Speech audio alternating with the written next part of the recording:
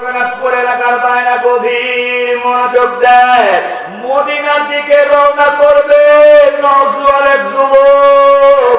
আপনারা বলেন তো, আমাদের মদিনায় যাওয়ার ইচ্ছা আছে না নাই? জোরে বলতে হবে, আছে না নাই? রসুলকে আমরা মহব্বত করি না করি না? ও বন্ধু, খেয়াল করুন, এইবার মদিনার উদ্দেশ্যে রওনা করেছে নওজোয়ান যুবক। তার বাড়ি থেকে মদিনা হলো 350 মাইল দূরে। খুব খেয়াল করবেন আমার ভাইরা। এইবার যুবক ছেলেটা প্রচন্ড গরমের ভিতরে, ও বন্ধু খেয়াল করে, উঠে চড়ে তিনি মদিনার দিকে রওনা করেছে। 350 মাইল রাস্তা, অর্ধপথ মানে অর্ধেকটা তিনি চলে এসেছে। চলে আসার পরে এইবার প্রচন্ড ক্লান্ত হয়ে গেল রোদ্দুরের ভিতরে, গরমে। এইবার তিনি মনে করলেন একটা বাগানের মধ্যে ঢুকব। এই বাগানের মধ্যে ঢুকে কিছুটা নিজেকে আরাম করে নিয়ে বাকি পথটা আমি যাব রসুলের রওজা মোবারকে। এইবার তিনি কি করলেন, অর্ধপথ আসার পরে একটা বাগান তিনি তালাশ করতে লাগল। ওই বাগান তালাশ করার পরে যুবক ছেলেটা যখন ওই বাগানের মধ্যে ঢুকে পড়লো, বাগানের মধ্যে ঢুকে পড়ে একটা গাছের সাথে ওই উটটা তিনি বেঁধে আরামের জন্য তিনি একটা গাছের সাথে হেলান দিল। ক্লান্ত পরিশ্রান্ত দেহটাই হেলান দিতে দেরি হলো, কিন্তু ঘুম আসতে দেরি হলো না। জগন্নাথপুর এলাকার মুরব্বী বাবাজিরা গভীর মনোযোগ দিয়ে খেয়াল করবে। 1 ঘন্টার বেশি কথা হবে না, 2টা পয়েন্টকে ঘিরে কথা হবে। এখনো যারা আসেন নাই, মেহেরবানি করে চলে আসো। এই দেখেন, মোবাইলে ইন্টারনেটে গোটা বিশ্ব জানতে পারবে। এটা বাজে কথার জিনিস নয়। এই জন্য আমার ভাইরা, ক্লান্ত পরিশ্রান্ত দেহ, ঘুম এসে গেল জোর। কিন্তু উটটা যে গাছের সঙ্গে বাঁধা হয়েছিল, ওই গাছ থেকে ছুটে এসে ওই বাগানের ছোট ছোট যত গাছপালা ছিল, ওই গাছগুলো ভেঙে চুরমার করে দিল। ওই বাগান মালিক মুরব্বী মানুষ, উনি যখন এসে দেখে তার বাগানের ছোট ছোট গাছপালা গুলো ভেঙে চুরমার করে দিয়েছে। মুরব্বী নিজে কন্ট্রোল করতে পারলো না। এইরকম একটা পাটকিল টাইপের তিনি উঠালো হাতে। ওই পাটকিলটা সামনের দিকে খুব চোখা ছিল, ওইটা নিয়ে রাতকে কন্ট্রোল করতে না পেরে এত জোরে উটের দিকে লক্ষ্য করে মারল। উনি কিন্তু বোঝে নাই যে এইটা মারার কারণে উটটা মারা যাবে, বা মেরে ফেলে দেওয়ার জন্য কিন্তু লোকটা মারে নাই। কাকতালীয় ভাবে যখন ওই উটের খালের ভিতরে চুকার দিকটা ঢুকে গিয়া রক্তক্ষরণ হয়ে উটটা জমিনে পড়ে মারা গেল।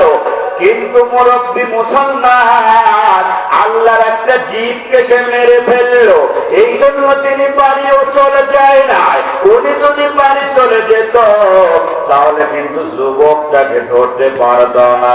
উনি ওখানে বসে আছে, আর কখন যুবকের ঘুম ভাঙবে, আর আমি যুবকের কাছে বলে তারপরে যাব, এই চিন্তা ভাবনা করে মুরব্বী কিন্তু যায় না।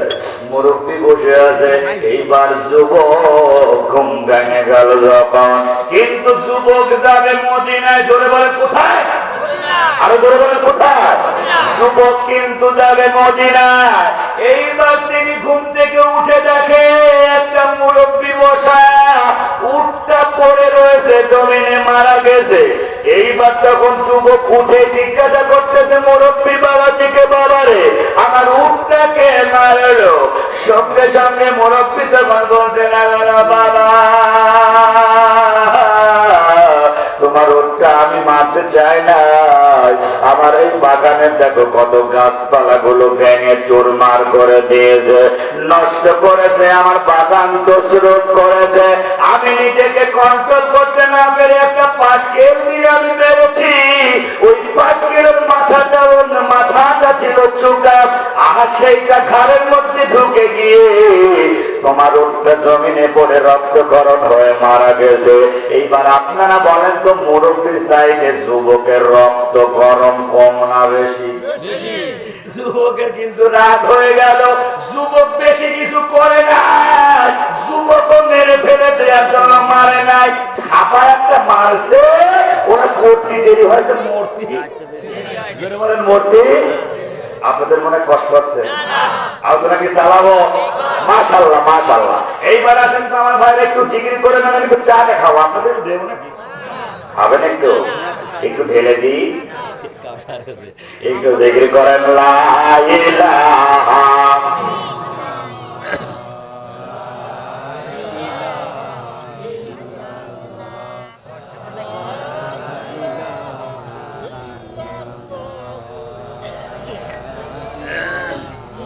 সবাই বলেন লা ইলাহা। আমার জীবন আমার মরণ আমার জিন্দেগি আমার জীবন আমার মরণ আমার জিন্দেগি ইয়া ইলাহা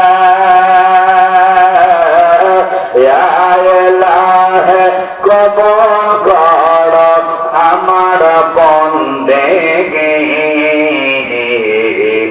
আমার জীবন আমার মরণ আমার জিন্দেগি লা ইলাহা জোরে লা ইলাহা। ও জগন্নাথপুর এলাকার বাইরে কুরআনের নিয়ম মেলায় বসে, আমার তো কোনো ক্ষমতা নাই কথা বলা, জোরে বলেন কথা বলাতে পারেন কে?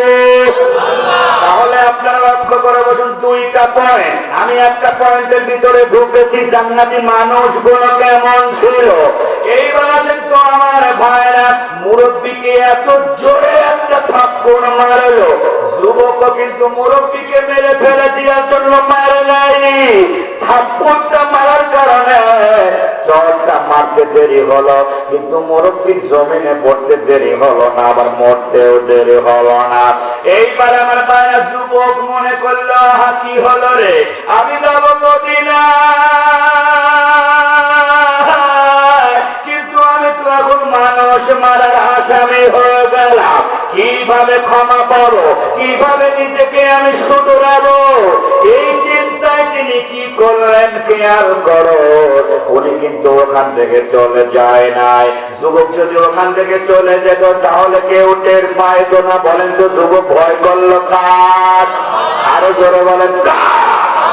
যুবক ওখানে বসে আছে, দেখি তো এই মুরব্বীর কেউ আসে কিনা।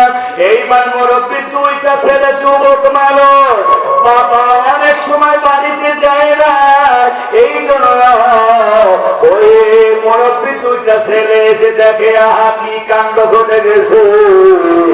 একজন নওজোয়ান যুবক মাথাটা দুইটা হাঁটুর ভিতরে দিয়ে কি যেন বলতেছে, আর একটা উট মরে পড়ে আছে, সাথে বাবাও মরে পড়ে আছে, কান্না শুরু করে দিল, কে রে আমার বাবারে মারলো, কে রে আমার বাবারে মারলো। এইবার যুবক দাঁড়ায়া বলতেছে, হে ছোট ভাইরা, তোমরা হয়তো জানো না, আমি মদিনার দিকে যাব, আমার বাড়ি থেকে মদিনা হলো 350 মাইলের দূরের রাস্তা। অত পথ আমি আসার পরে আমি এই বাগানের মধ্যে ঢুকে নিজেকে একটু আরাম করতে চেয়েছিলাম, উটটা গাছের সঙ্গে বেঁধে আমি এখানে একটু আরাম করতেছিলাম, ঘুম এসে গিয়েছিলাম, কিন্তু তোমার বাবা আমার উটটাকে মেরে ফেলেছে। যুবকেরা, হে ছোট ভাইরা শোনো, কিন্তু আমি জাহান্নামে যেতে চাই না, আমি কোরআন দিয়ে বিচার চাই। ও জগন্নাথপুর এলাকার বাইরে বলেন তো, এই কোরআনের আইন যদি বাংলার জমিনে কায়েম হয়ে যায়, বিচার সঠিক হবে না বেঠিক হবে? তাহলে কোরআন দিয়ে বিচার যে কত বড় সঠিক হয়, এই ঘটনা থেকে আপনারা বুঝতে পারবেন আমার ভাইরা। এই যুবক সে জাহান্নামে যেতে চায় না, এই যুবক জান্নাতে যেতে চায়। এই জন্য খুনি যুবকটা ওই যুবকদের কাছে বলতে লাগলো, মুরব্বী দুইটা ছেলেকে, ছোট ভাইরা, তোমরা আমাকে কোরআন দিয়ে বিচার করে দাও। তাহলে বোঝা গেল এই কোরআনের বিচার যদি বাংলা জমিনে কায়েম হয়ে যায়, মানুষ যদি অপরাধ করে তাও মরার আগে ঈমান নিয়ে কবরে যেতে পারবে। আল্লাহু আকবার। অত জাহানের খলিফা, তিনি খলিফার দায়িত্ব পালন করে বাড়ির দিকে রওনা করলো। এইবার বাড়ির দিকে রওনা করার পরে এখন তিনি দেখে যে তার বাড়ির বারান্দায় একটা ছোট্ট শিশুর 4 টুকরা লাশ। এটা দেখে উমারের মাথা খারাপ হয়ে গেল। কে রে, আমি উমার স্টিল না পৃথিবীতে এখনো জীবিত রয়েছি, কিন্তু আমার বারান্দায় 4 টুকরা লাশ কে করলো রে, কে করলো রে? উমারের মাথা খারাপ। এত বড় স্পর্ধা যে উমারকে দেখে মানুষ দৌড়ায়া পালাইতো ইসলাম গ্রহণ করার আগেও, আবার ইসলাম গ্রহণ করার পরেও এই উমারকে দেখে মানুষ এত প্রকারের ভয় পেত। কিন্তু একদিন চলে গেল, 2 দিন চলে গেল, 3 দিনের মাথায় একজন মহিলা এসে বলতেছেন, হুজুর গো, আপনি যেই লাশের কথা বলতেছেন এইটা আমার নিজের কলিজার টুকরা সন্তান। আমি নিজে একে 4 টুকরা করে আপনার বারান্দায় রেখে গিয়েছি। এইবার আমার বলল, তুমি কার সামনে কথা বলতেছো মহিলা, তুমি কি জানো? তোমার কত বড় স্পর্ধাতে আমি অর্থ জাহানের খলিফা, আমি স্টিল পৃথিবীতে বেঁচে আছি, এরপরও তুমি এইভাবে করে আমার সামনে নিজের সন্তানকে মেরে তুমি আমার সামনে স্বীকার করতেছো, কত বড় স্পর্ধা তোমার। এইবার মহিলাটা বলল, হুজুর গো, আপনি খলিফা সেটা কিন্তু আমি জানি, তবে আপনি আমাকে সাধারণ কোন মহিলা মনে করেন না, আমিও কিন্তু একজন কোরআনের হাফিজা।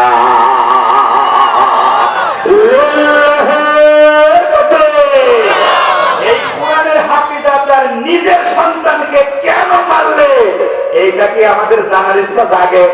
দেখি তাদের তাদের হাত করে বলিল্লাহ তাকবীর।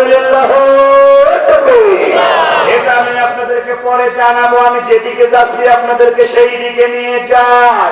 ও সরজগন্নাথপুর এলাকার ভাইরা, ওই যুবক কিন্তু কোরআনের বিচার চায়।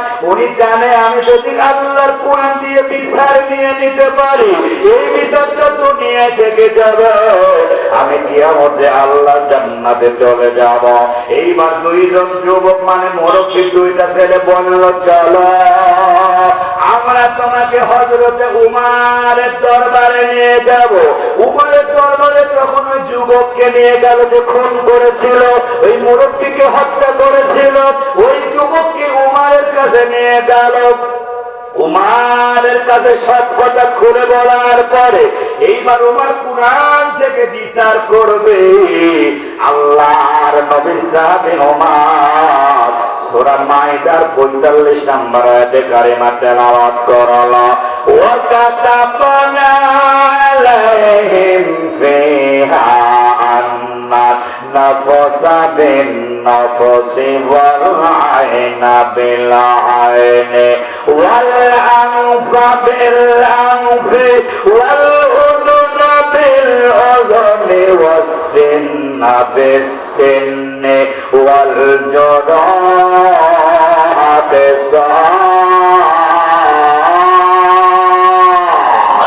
ফামা তাসাদ্দাকা বিহি ফাহুয়া কাফারাতুল্লাহ ওয়া মান লাম ইয়াহকুম বিমা আনজালাল্লাহু ফাউলাইকা হুমুজ জালিমুন।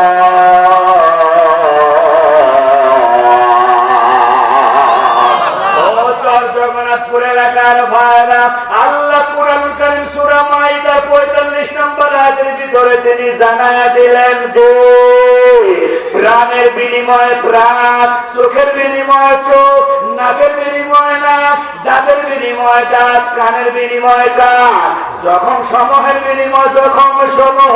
কেউ যদি কাউকে ক্ষমা করে দেয় তাহলে সে পাক হয়ে যাবে।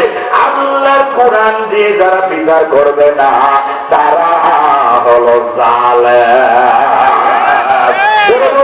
ঠিক না? এই জন্য আমার ভাইরা লক্ষ্য করুন, আমি কিন্তু 1 নম্বর পয়েন্টে আছি। এইবার উমার তখন বলতে লাগলো, হে যুবক, তোমার উট মেরে ফেলেছিল, ঠিক আছে, তুমি যদি এই মুরব্বীর ছেলেদেরকে বলতে তাহলে একটা উট তোমার কিনে দিত, কিন্তু কেন তুমি মুরব্বীকে মারলে? তুমি একজন মানুষকে হত্যা করেছ, এর জন্য তোমার কোরআনের বিচার অনুযায়ী তোমার হত্যা হওয়া লাগবে, ফাঁসির মঞ্চে জোড়া লাগবে। জোরে বলেন তো, এই বিচারটা আল্লাহ দিয়েছেন, এই বিচারটা কোরআনে।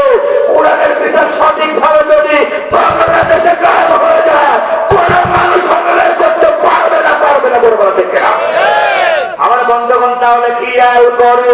এইবার উমার তখন বললো, তোমার ফাঁসির মঞ্চে জোড়া লাগবে। হে যুবক, তুমি বলো তোমার কি মনের কোন ইচ্ছা আছে কিনা?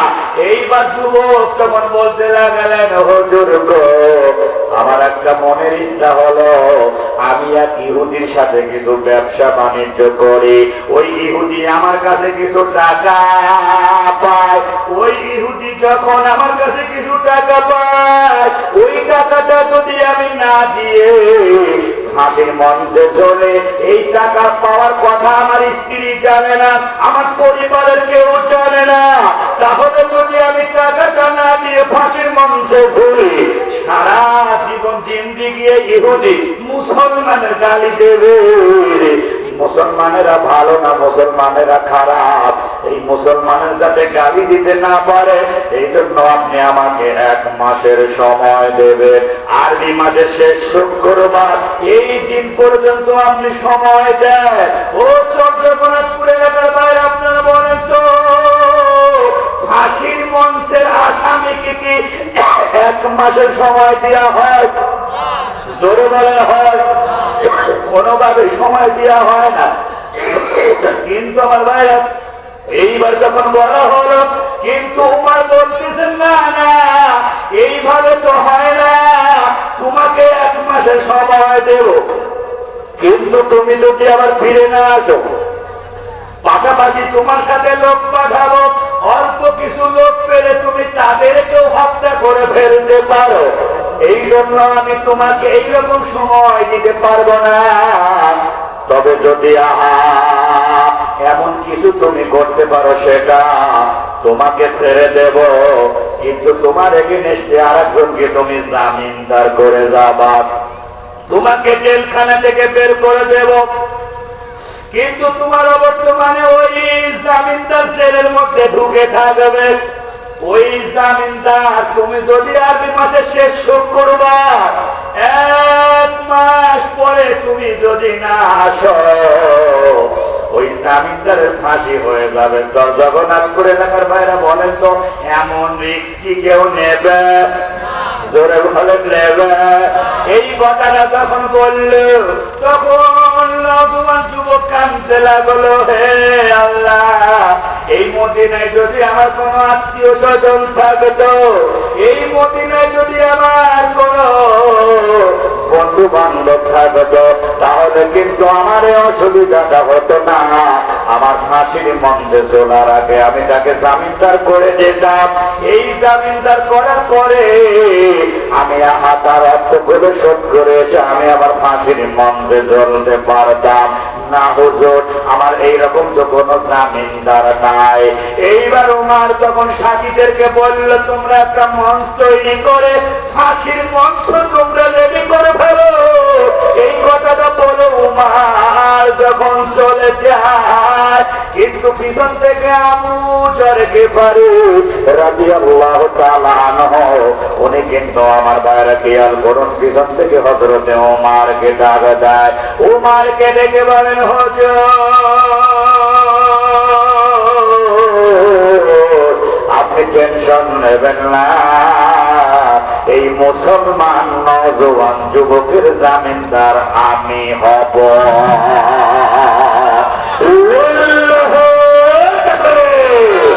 একটু জিকির করেন লা ইলাহা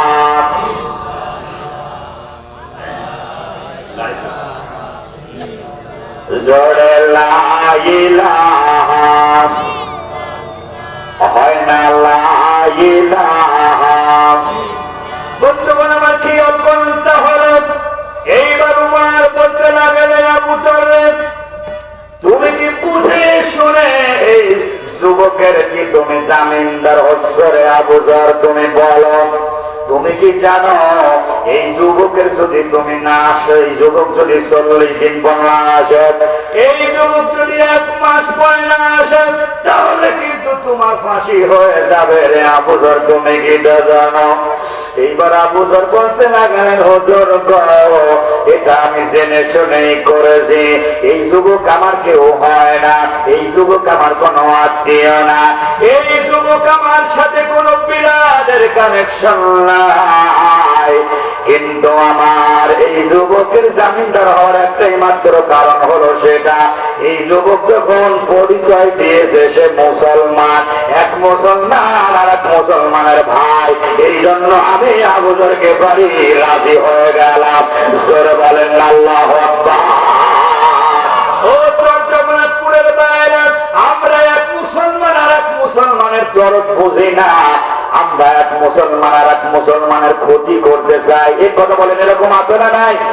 ওই যে খিজির আলাইহিস সালামের কাছে একজন যে বলল হুজুর এই পাশের বাড়ির প্রতিবেশী ও খালি বড়লোকই হয়ে যাচ্ছে আর আমি খালি গরিব হয়ে যাচ্ছি আপনি একটু দোয়া করে দেন আমি যাতে ওর চাইতে ডবল বড়লোক হতে পারি আমি যাতে ওর সামনে দাঁড়াইয়া উঁচু গলায় কথা বলতে পারি।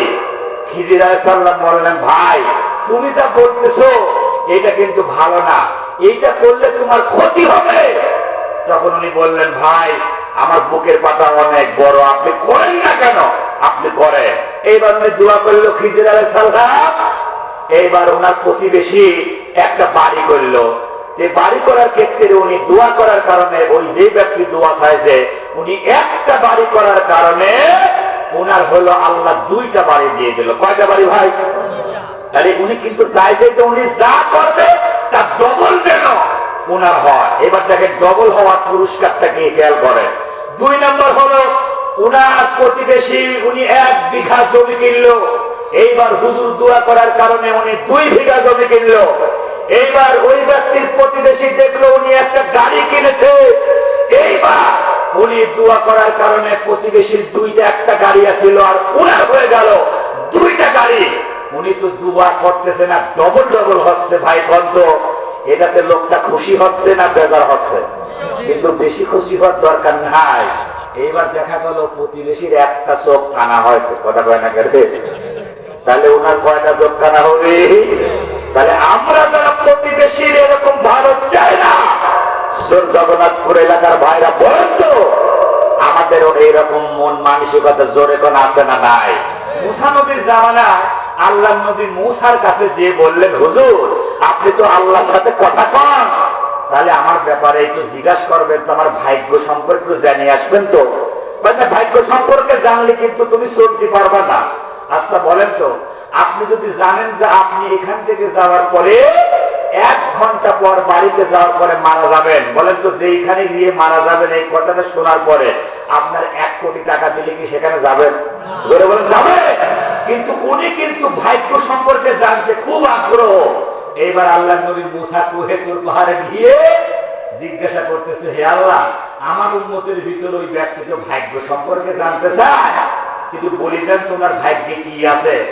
বললে যে ওনার ভাগ্যে আছে ওনার বাড়ির প্রথম যে গাধা আছে এই গাধাটা মারা যাবে। এই কথাটা শুনিয়ে গাধা বাজারে বেশি থুয়াছে কথা কয় না কি করে থুয়াইছে ওই বাড়ি যা মরে টাকাগুলো তো আমার ক্ষতি হচ্ছে না বেশি থুয়াইছে। এইবার টাকা মুসিটাও দিয়ে খাচ্ছে কিছুদিন পরে আমার যা বলতেছে হুজুর এইবার যা শুনবেন তো আমার ভাগ্যে কি লেখা? মুসা নবী বললে হে আল্লাহ ওই যে একবার আপনি বলে দিলেন ভাগ্যে ওর গাধা মরে যাবে ভাগ্যে এইবার ওর ভাগ্যে কি আছে জিজ্ঞাসা করতে চায়। এইবার যা বলো ওর বাড়ির যে খাদেম আছে, কাজের লোক, সে মরে যাবে। এখন পাশের বাড়ির প্রতিবেশীর কষ্ট, ভাই কিছু মনে করবেন না, আমার পয়সা করে অভাব তো, এ খাদেম আর রাখতে পারতেছে না, আপনি একদম যে কয়টা পয়সা হয় আপনি একটু দিয়ে আমার কাজের লোকটা নেন, যাতে ওই বাড়ির এমন কথা কয়টা করে চিন্তা ভাবনা করেন যে কোন রকম লোক। এইবার লোভে পাপ, পাপে কিন্তু মৃত্যু, কথা কথা ঠিক কিনা? এইবার কিছুদিন পরে মনে করলো এইবার যাই তো দেখি ভাগ্যে কি লেখা। জিজ্ঞাসা করতেছে, হুজুর এইবার শুনে আসবেন তো আমার ভাগ্যে কি লেখা? এইবার নবী মুসা এসে কয়ে যে আল্লাহ বলে তুমি নিজেই মরে যাবা, কথা কয় না। আর কি কিছু করার কাজে আছে? ও জেনে বেশি সেটাও মরে যাবে, জেনে শুয়ে থাকবে সেটাও মরে যাবে, এ কথাটা ঠিক কিনা? তাহলে বেশি বাঁচড়ানো কিন্তু করার কোনো সুযোগ নাই। বাদরামো যারা করেছিল তার শিক্ষা হারে হারে টের পাচ্ছে, কথাটা ঠিক কিনা? আর যাতে নতুন করে কেউ বাদরামো করতে না পারে, ইমানদারেরা কোরআনের পক্ষে থাকা লাগবে। কারা কারা দুহাত তুলে আল্লাহকে দেখা।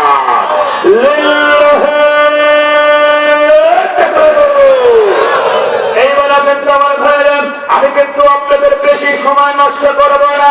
এইবার আল্লাহর নবীর সাহাবী উমারকে আবু জাহলকে পানি রাদিয়াল্লাহু তাআলা আনহু বললেন, হুজুর গো, এই ব্যক্তি কিন্তু আমার কোনো আত্মীয় স্বজন হয় না, এই ব্যক্তি আমার কোনো কেউ না, কিন্তু উনি যখন বলেছে যে আমি মুসলমান, এই জন্য আল মুসলিম আকুন মুসলিম, এক মুসলমান আর এক মুসলমানের ভাই। ও জগন্নাথপুরের এলাকার ভাইরা, মুসলমানের দাম ছিল আল্লাহর কাছে কত, কিন্তু গোটা বিশ্বে আজকে মুসলমানেরা কেন মার খায়? মুসলমানের বাড়িতে কোরআনের তেলাওয়াত নাই, মুসলমানের বাড়িতে ইসলাম নাই, মুসলমানের বাড়িতে হলো টিভি সিনেমা। এরকম করে আমার ভাইরা মুসলমান সুদের সাথে জড়িত, মুসলমান অন্যের হাল ফেলে, এইরকম করে যত প্রকারের অপরাধগুলো আছে মুসলমানেরা করে। কিন্তু মুসলমান তো সেই মুসলমান, সেই মুসলমান ওই বিড়ালের মতো 500 বছর বেঁচে থাকতে চায় না, সিংহের মতো এখন বাঁচতে চায়। এইবার আসেন তোমার বাইরে লক্ষ্য করুন, তখন আবু জাহলকে বাড়ি কি করলো? আবু জাহলকে বাড়িকে তখন বললে, ঠিক আছে একে জেলখানার মধ্যে ঢুকিয়ে দাও, আর এই নজওয়ান যুবককে আকাশের মঞ্চের আগামে তাকে যখন ছেড়ে দেওয়া হলো, ও জগন্নাথপুর এলাকার মুসলমানেরা, কোরআন কারীম শুনতে যারা আমরা এসেছি, আমি কিন্তু ডাইরেক্ট আলোচনার মধ্যে ঢুকে পড়েছি। আমার ভাইরা, এই মুসলমান 1 মাসের সময় দিল, এই মুসলমান ফিরে আসে কিনা, রাত যদি গভীর হয়ে যায়, কার কার সোনার ইচ্ছা আছে 2 হাত তুলে দেখা।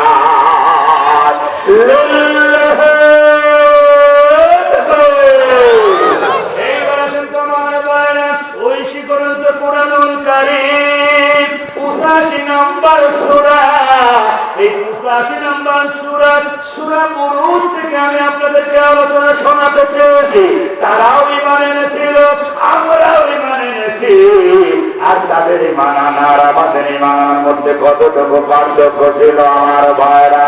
এই কোরআনুল কারীমে মহান আল্লাহ তাআলা কি বলেন, আগে সরল অনুবাদটা আপনাদেরকে বলে দিই, এরপরে ব্যাখ্যার দিকে আমি আপনাদেরকে নিয়ে যাব। মহান আল্লাহ কোরআনুল কারীমের ভিতরে বলেন, ও আসসামায়ে যাতিল বড়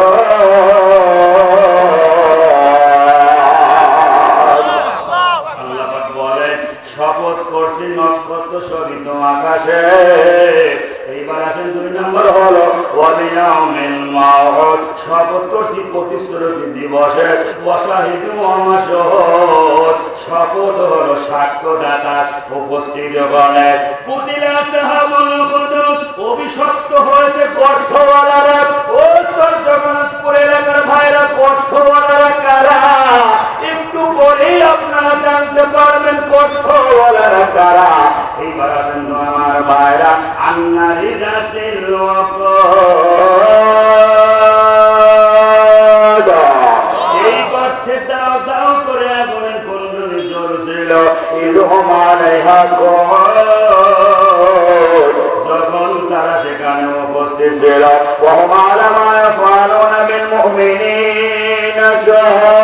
ওই সমস্ত জালেমেরা ইমানদারদেরকে যারা জুলুম করতেছিল ওখানে তারা দাঁড়িয়ে দাঁড়িয়ে দেখতেছিল আমার ভাইরা। এইবার আসেন জমানা কমিন হুমিল্লা আইয়ুমিনু বিল্লাহিল আসিসিল হামিদ। তাদের কোন দোষ ছিল না, ওই প্রশংসিত মহান আল্লাহর উপরে ঈমান আনা ছাড়া তাদের কোন দোষ ছিল না। আল্লাহু আকবার। আমরা যারা কোরআনের মাহফিলে এসেছি খেয়াল করুন, এই বাংলাদেশে যারা ইসলামী আন্দোলন করেছিল, এই বাংলাদেশে কোরআনের পক্ষের মানুষগুলোকে তারা ধরে ধরে জেলখানার ভিতরে নিয়ে আটকিয়ে রেখেছিল। কিন্তু আল্লাহ কি করতে পারে খেয়াল করুন, আলেমদেরকে জেলখানা থেকে মহান আল্লাহ এখন বের করে দিয়েছে, আর ওই সমস্ত জালেমদেরকে আমার আল্লাহ তাআলা জেলখানার মধ্যে আবার ভরেছে। বলেন ক্ষমতা কার? বলতে হবে ক্ষমতা কার? ও সরকারপুরের দরবারে খেয়াল করুন, আল্লাহ নবীজি 13টা বছর যখন মক্কায় দাওয়াত দিয়েছিল, 13টা বছর দাওয়াত দেওয়ার পরে তিনি কিন্তু কিছু সোনালী মানুষ তৈরি করেছিল। এই সোনালী মানুষগুলো কিন্তু আমার ভাইরা খেয়াল করুন, আল্লাহ নবীকে এত মহব্বত করেছিল, এত ভালোবেসেছিল, রসুলের দলে কিন্তু লোক ভারী হতে লাগলো। আমাদের সমাজে যখন ইসলামী আন্দোলনের কর্মীরা বেড়ে যায়, আবু জেহেলের দোসরদের কিন্তু অসুবিধা হয়ে যায়। তারা কিন্তু আমার ভাইরা বিভিন্ন জায়গায় বসে ইসলামী আন্দোলনের কর্মীদেরকে তারা কিন্তু এভাবে গালিগালাজ করে। আমার ভাইরা, ওতে আমাদের কোনো সমস্যা নাই। আবু জেহেলের চরিত্র নিয়ে তোমরা যারা চলতেছ, তোমরাও মনে রাখিও আবু জেহেলকে যেই জাহান্নামে আল্লাহ ঢুকাইছে, তোমাদেরকেও আমার আল্লাহ সেই জাহান্নামে ঢুকাবে। এ জোরে বলে ঠিক না বেটা? এইবার আসেন তো আমার ভাইরা, আল্লাহ নবীর দলে যখন লোক ভারী হয়ে গেল, আম্মার ইয়াসির সুমাইয়ার মতো লোক, এইবার আবু জেহেল তার লোকদেরকে দিয়ে বলল, যাও আম্মার ইয়াসির সময় নির্যাতন শুরু করে দাও। লম্বা চড়া ঘটনা আমি কাট করে দিলাম, কিন্তু তাদের নির্যাতন করে শেষ করে দিয়ে পৃথিবীর থেকে বিদায় করে দিল। কিন্তু আমার ভাইরা বলেন তো, শুরু থেকে আজ পর্যন্ত ইসলামের লোক কিন্তু বেড়েই চলেছে, কম নাই। আগে রাসূল একা পৃথিবীতে এসেছিল, একটা গাছ যখন আপনি ছোট করে লাগাবেন চারা গাছ, এই গাছটা কিন্তু দুর্বল লাগে, কিন্তু গাছটা যখন অনেক মোটা তাজা হয়ে যায়, এ কিন্তু আর দুর্বল হয় না। আজকে গোটা পৃথিবীতে 150 কোটি মুসলমান, তার চাইতেও বেশি। আমার ভাইরা, আগামী দিন আমরা যেন দেখতে পাই কালেমার পতাকা পথ পথ করে উঠতেছে। আল্লাহু আকবার। এইবার আসেন তো আমার ভাইরা, এইভাবে নির্যাতনের স্টিম রুলার চালাতেই থাকলো আবু জেহেল। কিন্তু খাব্বাব গিয়ে রাসূলুল্লাহর কাছে গিয়ে বলতে লাগলো, আর খাব্বাবের দোয়ার করে সাধারণ ইলান নবী সাল্লাল্লাহু আলাইহি ওয়াসাল্লাম। এইবার খাব্বাব গিয়ে বলতে লাগলেন, হযরত আপনি কি আমাদের জন্য একটু দোয়া করবেন না? আপনি কি আল্লাহর কাছে আমাদের জন্য একটু সাহায্য চাবেন না? মার খেয়ে খেয়ে তো শেষ হয়ে গেলাম। কিন্তু নবীজি বললেন, খাব্বাব কেন, তোমাদের আবার কি নির্যাতন যারা করেছে? তোমাদের থেকে বেশি নির্যাতিত হয়েছিল ওই সময়ের মানুষগুলো, যাদেরকে ধরে আনা ধরে এনে তাদেরকে বুক পর্যন্ত মাটির নিচে গেড়ে দিয়া মাথার উপরে করা দিয়ে ফিরে ফিরে তাদেরকে দ্বিখণ্ডিত করা হতো রে খাব্বাব। এরপরেও তাদের ভিতর থেকে ঈমান বলাতে পারে নাই। জোরে আওয়াজ দিয়ে বলেন তো, ঈমানদার ভয় করে কার? ঈমানদার আল্লাহর উপরে ভরসা করে, জীবনের মায়া করে না। এইবার খাব্বাবকে আল্লাহ নবীজি একটা গল্প শোনাচ্ছিলেন গো। এই গল্পটা শোনানোর পরে আমি আপনাদেরকে বলেছি লম্বা চওড়া কথা বলবো না, আমি আপনাদেরকে দিয়ে অন্য লাইনে চলে যাব। আমার ভাইরা, এইবার আসেন তো, আল্লাহ নবীজি খাব্বাবকে একটা গল্প শোনাচ্ছে। আপনারা বলেন তো নবীর গল্প সত্য না মিথ্যা? আমরা দাদা দাদিদের কাছে গল্প শুনেছি, এই গল্পের ভিতরে মিথ্যা মিশ্রিত থাকে, কিন্তু নবীর গল্প কিন্তু মিথ্যা হতে পারে না। নবীজি বললেন, খাপ্পা করে বসো, একটা গল্প আমি তোমাকে শোনাতে চাই। সেটা হলো, পূর্বের জামানায় একজন বাচ্চা ছিল, সেই বাচ্চার নাম হলো বাচ্চা জুনাওয়াত। নিজেকে খুদাই দাবি করেছিল। ওই বাচ্চার একটা মন্ত্রী পরিষদ ছিল, ওই মন্ত্রী পরিষদের ভিতরে একজন প্রধান উপদেষ্টা ছিল আর একজন জাদুকর ছিল। কিন্তু জাদুকর একদিন মন্ত্রী বৈঠকে তিনি ঘোষণা করলেন, বাচ্চা নামদার, একটা কথা আমি বলতে চাই। তখন কিন্তু আমার ভাইরা বাচ্চা বলতে লাগলো, কি কথা তুমি বলো। এইবার আমার ভাইরা খেয়াল করো, তখন কিন্তু মন্ত্রীর সামনে বাচ্চার সামনে এইবার জাদুকর বলতে লাগলো, আমি কখন মারা যাই সেটা তো জানি না। আমার অবর্তমানে আপনি এই এলাকার ভিতর থেকে এমন একজন বিরেনি একটা ছেলে আপনি জোগাড় করে দেন, এই ছেলেটাকে আমি জাদু শিক্ষা দিয়ে যাই। এই জাদু শিক্ষার পরে যাতে আমার অবর্তমানে এই রাজ্যে সে জাদু দেখাতে পারে। রাজা বলল, গুড আইডিয়া, তুমি তো ভালো কথা বলেছো। খুঁজে খুঁজে সবচেয়ে সুন্দর চেহারাওয়ালা একটা ব্রেনি বিলিয়ান ছেলেকে হাজির করা হলো রাজার দরবারে। রাজা বলে দিল, তুমি আমার বাড়িতে থাকবা, আমার বাড়িতে খাবার বেতন নেবা, আর ওই জাদুকরের কাছে গিয়ে জাদু শিক্ষা করবা। এইটা তিনি করতে লাগলেন। কিন্তু যেই পথ দিয়ে তিনি আসতেছিল, বারবার করে প্রতিদিন যেই পথ দিয়ে তিনি যান, ওখানে একজন থাকতেন ঈসাই ধর্মের একজন পাদ্রী, নাম হলো তার পাদ্রী রাহাত। ছেলেটাকে প্রতিটা সময় যাওয়া এবং আসা দেখে একদিন তিনি ছেলেটাকে ডেকে বলল, বাবা, এত সুন্দর চেহারা তোমার, প্রতিদিন এখানে তুমি কোথায় যাওয়ার আসরে বাবা বলো। এইবার ছেলেটা বলল, হুজুর, আমি তো আপনাকে চিনি না, আমার কাজ হলো রাজার বাড়িতে থাকা, রাজার বাড়িতে খাওয়া, বেতন নিয়ে আরে জাদুকরের বাড়িতে যাই, আমি জাদু শিক্ষা করি, এটাই হলো আমার কাজ। এইবার বললো, বাবা রে, তুমি তো জাদু শিক্ষা করো, বুঝলাম, এটা তো ভালো জিনিস না, তবে তুমি বলো তো তোমার রবকে। সঙ্গে সঙ্গে ছেলেটা বলতে লাগলো, আমার রব হলো বাদশা জুনাওয়াত, নাউজুবিল্লাহ। সঙ্গে সঙ্গে রাহাত পাদ্রী মনে করলো ছেলেটাকে দিন শিক্ষা দেওয়া লাগবে, ছেলেটাকে রব সম্পর্কে জানানো লাগবে।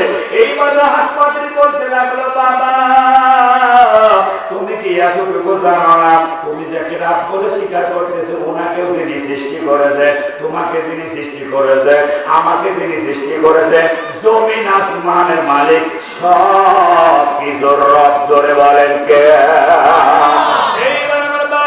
ছেলেটা মনে করলো, ব্যাপার কি, কাজটা তো ভালোই হলো, উনি তোমাকে ভালো শিক্ষাই দিতে লাগলো। এইবার অর্ধেকটা সময় তিনি জাদু শিক্ষা করে আর অর্ধেকটা সময় তিনি রব সম্পর্কে জানে। একটা একটা করে জিনিসপত্র জানতে জানতে ছেলেটা এমন একটা পর্যায়ে চলে আসলো। এইবার রাহাত পাদ্রী বলতে লাগলো, বাবা, এমন একটা সময় এসে যাবে গো, তুমি আমার চাইতে অনেক বড় হয়ে যাবে, তবে কিন্তু আমার নামটা তখন ওখানে বলবে না। এবার ছেলেটা কালেমা পড়ে মুসলমান হয়ে গেল। সুবহানাল্লাহ। জোরে আওয়াজ দিয়ে বলেন তো, হেদায়েতের মালিক কে? এইবার ছেলেটার নাম রাখা হলো আব্দুল্লাহ তামিম। ও সরকারপুর এলাকার ভাইরা, কিন্তু একটা দৃশ্য হয়ে গেল, এই যে এলাকা দিয়ে শত শত মানুষ প্রত্যেকদিন চলাচল করে, ওই রকম একটা রাস্তা দিয়ে প্রতিদিন চলাচল করা রাস্তা, সকালবেলা বড় একটা হিংস্র প্রাণী ওই রাস্তার উপরে তিনি দেখতে পেলেন। আমার ভাইরা, এই পাশের মানুষগুলো এই পাশে আসতে পারে না, এই পাশের মানুষগুলো ওই পাশে যেতে পারে না। তখন আব্দুল্লাহ তামিম তিনি মুসলমান হয়েছে, রাজাকে বলে নাই, কিন্তু তখন মনে করলো, আমি অন টেস্টের জন্য আজকে দেখবো যে আমি জাদুকরের কাছে যা শিখেছি, জাদু নিয়ে আমি এটাকে ছড়াতে পারি কিনা দেখবো।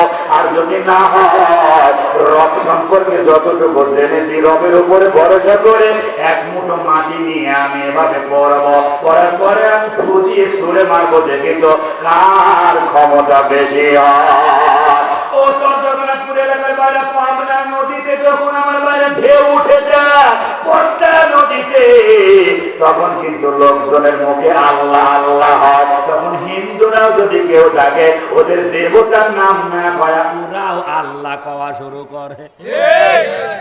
কথা বলে ও বন্ধু। তাহলে এইবার বাচ্চা চুনাওয়াজের সেই ছেলেটা আব্দুল্লাহ তামিম জাদু যত শিখেছিল সমস্ত জাদু এক জায়গা করে তিনি এক মুঠো মাটি নিয়ে ওদিকে ফেললে একদিন মাত্র কিন্তু সরল না। এইবার আসেন গো আল্লাহর নাম স্মরণ করে তিনি কিন্তু আমার ভাইরা ওই যে নবী করিম সাল্লাল্লাহু আলাইহি ওয়াসাল্লামকে তখন কাফেররা ঘিরে ফেলেছিল। পাশাপাশি কি করো আফগানিস্তানে একটা হাফেজ সাহেবকে কিন্তু আমার ভাইরা ওই আফগানিস্তানের সোলজারেরা তারা ধরেছিল।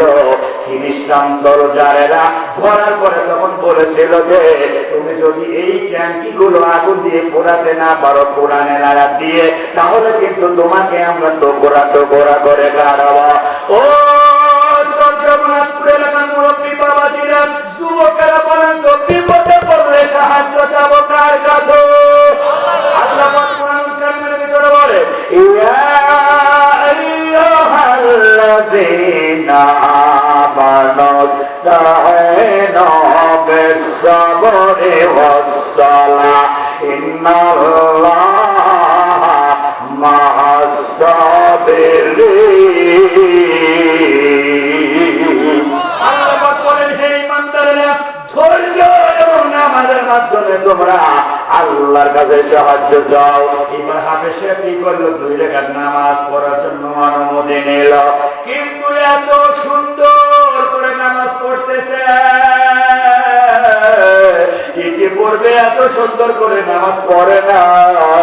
রুকু সিজদা গুলো এত সুন্দর করে দিচ্ছে। ট্যাঙ্কিতে আগুন ধরাতে না পারলে তো আমি এখন শেষ হয়ে যাব।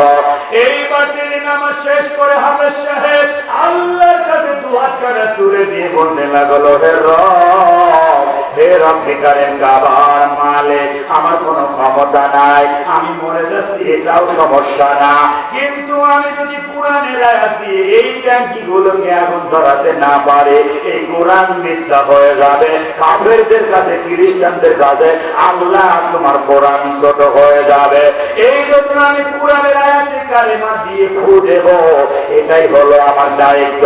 আর আগুন ধরানোর দায়িত্ব আল্লাহ তোমার। আল্লাহ সঙ্গে সঙ্গে আমার ভাইয়েরা ওই হাফেজ সাহেব এক মুঠো মাটি নিয়ে কোরআনুল কারীমের আয়াত পড়তে লাগলো ও আমার রমাইতা ইয রমাইতা ওয়ালাকিন্নাল্লাহা রামা। এই মুঠো আগুন মুষ্ট মাটি নিয়ে ট্যাঙ্কির দিকে যখন লক্ষ্য করে মারলো দাও দাও করে আগুন জ্বলতে লাগলো। ওইখানে খ্রিস্টানরা যারা ছিল তারা হাফেজ সাহেবের হাতে হাত দিয়ে বললো আমরা বুঝতাম না, জানতাম না, আমরা এখন জেনে গেলাম তোমার আল্লাহর কোরআনের এত মর্যাদা গো, তোমার আল্লাহর এত বড় ক্ষমতা, আমরা আর দেরি করবো না, কালেমা পড়ে মুসলমান হব। আল্লাহু আকবার। এইবার আমার বাইরে লক্ষ্য করুন সেটা হলো ওই ছেলেটা যখন আল্লাহর নাম নিয়ে এক মুষ্ঠ মাটি নিয়ে যখন হিংস্র প্রাণীর দিকে লক্ষ্য করে মারল, সঙ্গে সঙ্গে নিমিষে ওই মাটির নিচে কিন্তু চলে গেল, বুঝে গেল। কিন্তু আমার ভাইরা এই খবরটা কিন্তু এলাকার সব লোকজন জেনে গেল। পরের দিন সকালবেলা পেট ব্যথা হয়েছে, মাথা ব্যথা হয়েছে, বিভিন্ন ধরনের রোগ ব্যাধি বলা লোকজন গুলো আব্দুল্লাহ তামিমের বাড়িতে ভিড় জমাতে শুরু করলো। এইবার আব্দুল্লাহ তামিমও মনে করলো এখন কায়দায় ময়দা ভেসে দেবো, সেটা জিজ্ঞাসা করতে লাগলো যে তোমার রব কে? হয় আমার রব হলো বাচ্চা শোনাওয়াজ, তোর জীবনেও পেটের ব্যথা ভালো হবে না। এই কথা বলে ঠিক কিনা? আব্দুল্লাহ তামিম এক এক করে এইরকম লোকজন সবাই জোর করতে লাগলো, তার ঘরে আসতে লাগলো বাড়িতে। একদিন কিন্তু আমার ভাইরা কি দৃশ্য ঘটে গেল, ওই মন্ত্রী পরিষদের ভিতরে একজন ছিলেন প্রধান উপদেষ্টা, উনি ছিলেন অন্ধ। আচ্ছা বলেন তো ভাই, অন্ধ মানুষ শুধু একটা জিনিস আশা করে, আল্লাহ আমি যদি সুন্দর পৃথিবী দেখতে পাতাম, কথা ঠিক যাবে রে। অন্ধ লোকটা তখন সকালবেলা অনেক খাদ্য খাবার নাস্তা অনেক ফল ফলাদি নিয়ে ওই আব্দুল্লাহ তামিমের বাড়িতে তিনি হাজির হয়ে গেল। হাজির হওয়ার পরে বলতেছেন, আব্দুল্লাহ তামিম, আমি জানি তুমি এত কিছু জানো, তা জানতাম না, তুমি আমার চোখ ভালো করে দাও। আব্দুল্লাহ তামিম বলে, পাগল নাকি আপনি, আপনি এসব কথা কি বলে, আমি কি আপনার চোখ ভালো করে দিতে পারি? বলে যে, বাবা রে, ভরা কলসি বাজে না, তুমি যে প্রচার করেছো, তুমি যেভাবে ট্রিটমেন্ট করতেছো এলাকায় সারা পড়ে গেছে, তোমার এই ট্রিটমেন্টে সবাই জানে তুমি অনেক কিছু জানো। এইবার আব্দুল্লাহ তামিমও তখন মনে করতেছে, দেখি তো ওর রব কিডা, জিজ্ঞাসা করে বলল, ঠিক আছে, আপনি তো আমাকে চোখ ভালো হওয়ার কথা বলতেছেন, বলেন তো আপনার রব কে? কয় যে আমার রব বাচ্চা জোনা আওয়াজ, কয় সেই জন্য তো তুমি কানা। কথা কয় না কেন? বাচ্চার রব যদি জোনা আওয়াজ আর তোমার চোখ ভালো করতে পারবে না। এইবার বলে, তাহলে কি করা লাগবে? বললো, তুমি আমার রব আল্লাহকে রব বলে মেনে নাও, ওই জমিন আসমানের মালিক উনি তোমাকে ভালো করে দেবে। সঙ্গে সঙ্গে আব্দুল্লাহ সামনে সে বলল, এখন থেকে আমি আর বাদশা সোনাওয়াতকে রব বলে মানব না, এখন থেকে আমি মেনে নিলাম জমিন ও আসমানের মালিক আব্দুল্লাহ তামিমের যিনি মালিক তিনি আমার রব। বলেন না সুবহানাল্লাহ। এইটা যখন করলো, সঙ্গে সঙ্গে আব্দুল্লাহ তামিম চোখের উপরে ফু দিল, আল্লাহর অর্ডারে সে ভালো হয়ে গেল। এই আব্দুল্লাহ তামিমের এইটা করার পরে সকালবেলা তিনি অফিসে গেছে। আগের দিন পর্যন্ত অন্ধ ছিল, এইবার তিনি অফিসে যাওয়ার পরে তখন বলতেছেন যে, রাজা মশাই চেহারা এই এত সুন্দর, তা তো আগে জানতাম না। রাজা বললো, ব্যাপার কি রে, তুই কি চোখে দেখিস? কয় হ। কয় যে কি করে দেখলি? কয় যে আমার রব তো আল্লাহ। কয় না, আমি তো রব। কয় ওই জন্য তো কানা ছিলাম। এক কথা কর লাগে, ওই জন্যই তো কানা ছিলাম। তোর এটা কে করতেছে? বলতে চায় না। তাকে রিমান্ডে নেওয়া হলো। তাহলে বোঝা গেল রিমান্ডাজ নতুন না, ওই আগের জামানা থেকে রিমান্ড আসছে। আস্তে আস্তে করে সব বের করা হলো। আব্দুল্লাহ তামিমকে জোগাড় করা হলো, ওই বাদশা রাহাত পাদ্রী রাহাতকে জোগাড় করা হলো। এই রাহাত পাদ্রী আর সেই আমার ভাইরা এই প্রধান উপদেষ্টাকে বারবার করে ওই বাদশা জোনাওয়াজ তার রব বলে স্বীকার করতে বললেও কোনোভাবেই তারা মেনে নিল না। না, জীবন দেব তবু তোমাকে রব বলে মেনে নেব না। এইবার আব্দুল্লাহ তামিম যাকে টাকা পয়সা দিয়ে বাড়িতে রেখেছিল, এই আব্দুল্লাহ তামিমকে মারার জন্য 19 জন গুন্ডা দিয়ে পাঠালো। প্রথমবার মিস করলো, দ্বিতীয়বার মিস করলো, তৃতীয়বার মিস করার পরে আব্দুল্লাহ তামিম তখন বলতে লাগলো, বাদশা নামদার, আপনি আমাকে মারতে পারবেন না, আমাকে মারতে গেলে আমার পরামর্শ নেওয়া লাগবে। দেখেন, যিনি রব বলে স্বীকার করে উনি যদি একজন সাধারণ একটা ছেলের কাছে নিজের মৃত্যুর পদ্ধতি, মানুষ মারার পদ্ধতি জানতে চায়, তাহলে কি তার রবগিরি থাকে? ও জগন্নাথপুর এলাকার ভাইরা, জান্নাতুল মাওয়া এলাকার ভাইরা, আপনাদেরকে মোবারকবাদ যে এত সময় পর্যন্ত আপনারা বসে রয়েছে। আর লম্বা চওড়া কথা নয়, ওইদিকে একটা জিনিস রেখেছে, সেটা হলো ওই যুবক ছেলে ফিরে আসে কিনা। আর আব্দুল্লাহ তামিমের মারার পদ্ধতি উনি বলে দিল। একটা মঞ্চ তৈরি করে দিয়ে ওই মঞ্চের উপরে দাঁড়িয়ে আপনি কিভাবে আমাকে মারবেন এই মারার পদ্ধতিটা উনি বলে দেবে। এই দুইটা জিনিস আমাদের কাদের কাদের জানা ইচ্ছা আছে, একটু হাত তুলে আমরা আল্লাহকে দেখাই। একটু জোরে সরি পড়ে, আল্লাহুম্মা সাল্লি আলা